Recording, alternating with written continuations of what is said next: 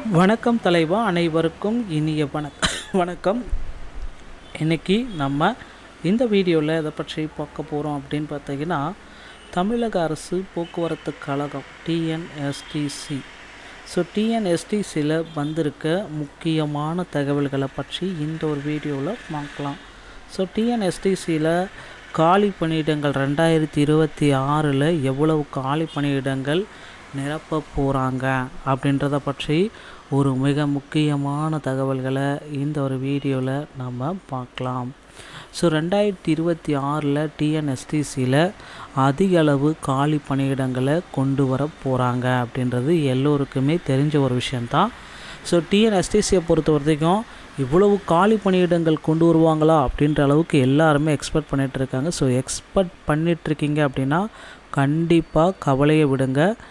ஒரு 18,000 காலி பணியிடங்கள் டிஎன்எஸ்டிசியில் இந்த ஆண்டு கொண்டு வர போகிறதா சொல்லியிருக்காங்க. 2026 18,000 காலி பணியிடங்கள் டிஎன்எஸ்டிசியில் இந்த டைம் அதிக அளவில் எடுக்க போகிறதா தகவல் வந்திருக்குங்க மக்களே. அதனால் டிஎன்எஸ்டிசி பீப்புள்ஸ் தயாராக இருங்க. புதிய அப்டேட்கள் எல்லாமே டிஎன்எஸ்டிசியில் தினசரி நாளுக்கு நாள் வந்து கொண்டு தாங்க இருக்குது. நீங்கள் டிஎன்எஸ்டிசியில் ஜாயின் பண்ணணும் அப்படின்னு நினச்சிங்க அப்படின்னா கண்டிப்பாக சில விதிமுறைகளில் டிஎன்எஸ்டிசியில் நீங்கள் பின்பற்றியே ஆகணும். அது என்னென்ன விதிமுறைகள் அப்படின்றது எல்லாமே இந்த ஒரு வீடியோவில் உங்களுக்கு சொல்ல போகிறேன். நீங்கள் நம்முடைய சேனலை முதல் முறையாக பார்க்குறீங்க அப்படின்னா மறக்காமல் ஒரு சப்ஸ்கிரைப் அண்ட் பெல்லை கிளிக் பண்ணி வச்சுக்கோங்க. தமிழக போக்குவரத்து கழகத்தில் காலி பணியிடங்களை சென்ற 2025 நிரப்புறதை முதற்கொண்டு அப்போவே பார்த்திங்க அப்படின்னா அவங்க ஒரு முக்கியமான கட்டத்திற்கு அழைக்கப்பட்டிருக்காங்க. அது என்ன சார் அந்த ஒரு முக்கியமான கட்டம் போக்குவரத்து கழகத்தில் அப்படின்ட்டு எல்லா தரப்பு மக்களுமே யோசிச்சுட்டே தான் இருக்காங்க.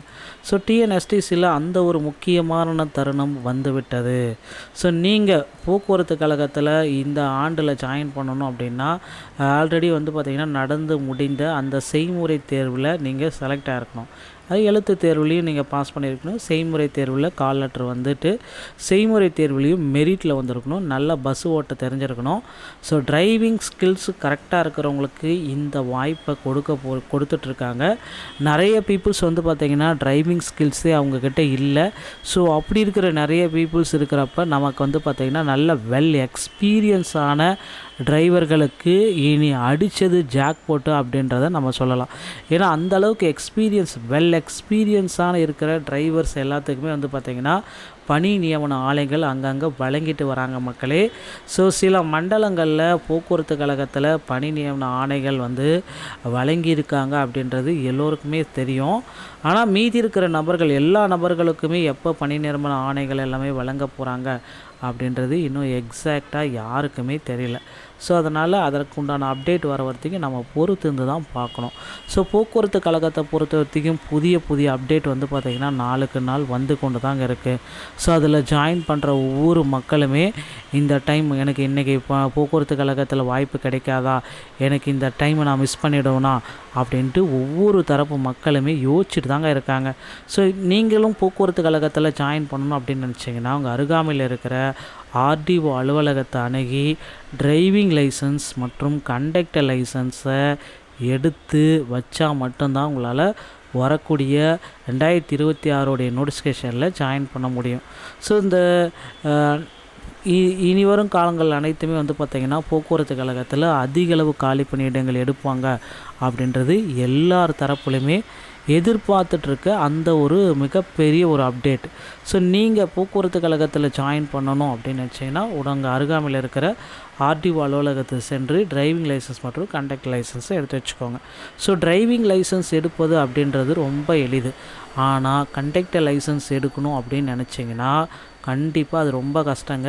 தமிழ்நாடு திறன் மேம்பாட்டு கழகத்தை அணுகி அவங்க நடத்தக்கூடிய ஃபஸ்ட் எய்ட் சான்றிதழை வாங்கி அதுக்கப்புறமா மட்டும்தான் இந்த கண்டக்டர் லைசன்ஸ் அப்படின்றது உங்களுக்கு கொடுப்பாங்க. இது எல்லா விதிமுறைகளும் நீங்கள் பின்பற்ற வேண்டியதாக இருக்கும். டிஎன்எஸ்டிசி 2026 புதிய நோட்டிஃபிகேஷன் ரெடியாக இருக்குது. பொறுத்து நாம் பார்க்கலாம்.